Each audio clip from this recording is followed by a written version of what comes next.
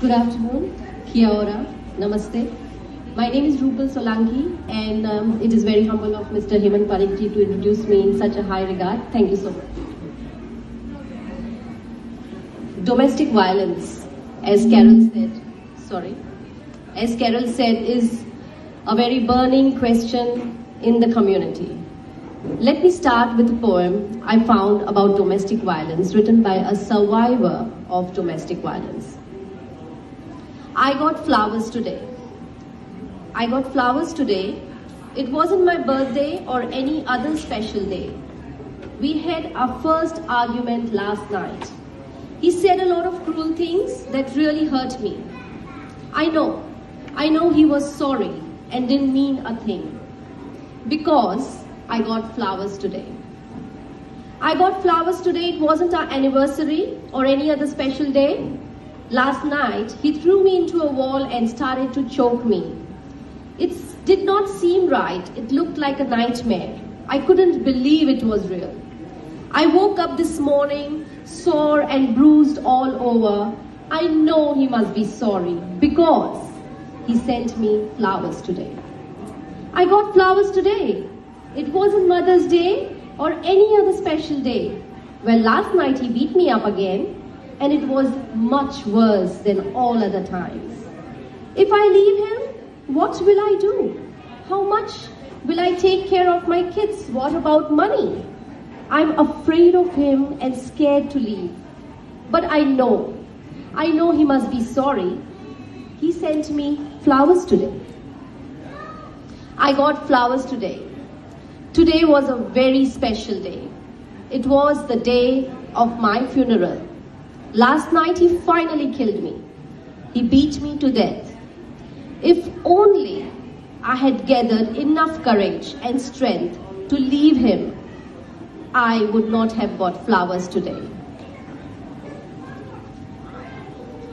Domestic violence is a very common word we are hearing today all around the place. There is one universal truth applicable to all countries, cultures, and communities. Violence against women is never acceptable, never excusable, never tolerable. It's out there loud and clear, be it New Zealand or any other country in the world. Just like the COVID, the effects are dangerous if not cured on time. It can be life-threatening. And no, I do not see any hope of any vaccination for domestic violence. On a lighter note, imagine if we had a vaccination for domestic violence. Hello, doctor. Can I have an appointment for my partner? He's acting a bit weird, you know. Darling, today is your domestic violence vaccination. Can you take a day off tomorrow? The doctor said there might be some side effects, huh? Yes, the effects of pain and hurt that you gave me. You might feel a bit sore in your body and at the places that still have scars on me that you gave me. But don't worry.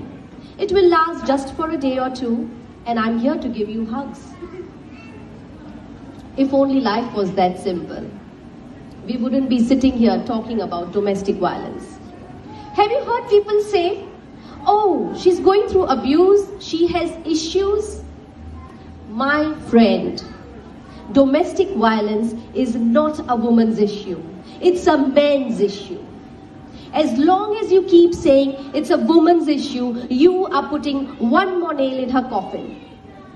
Men who are weak, who want to crush a woman physically, emotionally, mentally to gain power, are men with big issues. They need help.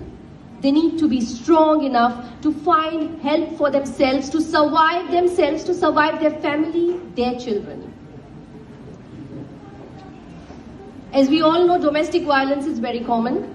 And if I ask in a community or any gathering for a person who knows another person who has gone through domestic violence or has known someone who has gone through domestic violence, I will see a lot of hands raised. But a person, a victim, a survivor who has been through themselves through domestic violence will think twice to raise their hand and say, I survived. Why? Because one hand raised is 100,000 eyebrows going up and saying, This is another big reason why a victim has to not dare to come out, cannot come out, even though they are not a victim anymore, but a survivor and a victor. If I could do one thing, I could do is give a standing ovation and applaud to the person who survived and who stood out of a domestic violence issue. That is what we call stronger together. The more that we choose not to talk about domestic violence, the more we shy away from the issue, is the more we lose. Having worked as a victim support worker for a few years in New Zealand, I would like to give one piece of suggestion or one piece of advice to everyone sitting here. And this is what I have learned. Never ever say, yes, I understand, to a victim or a survivor of domestic violence. Please, no. No one will ever understand the feeling, the hurt, the ache, the 1 million emotions a person goes through when they are in a domestic violence situation. Never say, I know how you feel. No, my friend, you will never know how they feel. Always say, I am here for you. Give them a hug. Give them a hand on their shoulder. They do not need your expertise on human psychology. And they do not need to hear the philosophy of life, my friend. Just tell them, I am here. Domestic violence can be one of the most difficult situations to talk about and to escape from. Ideal world is what we are looking for, is what you are looking for. And let's say nothing is impossible. If there is a will, there is a way. Because being a victim is not a choice, but being a survivor is. Easy said than done. Every survivor cannot do it alone. Yes, you heard that right. They need me. They need you. Ma'am, they need you. Sir, they need you. They need each and every one of us. Yes, because other than the fear of leaving a relationship, the question is, where will I go? How will I survive?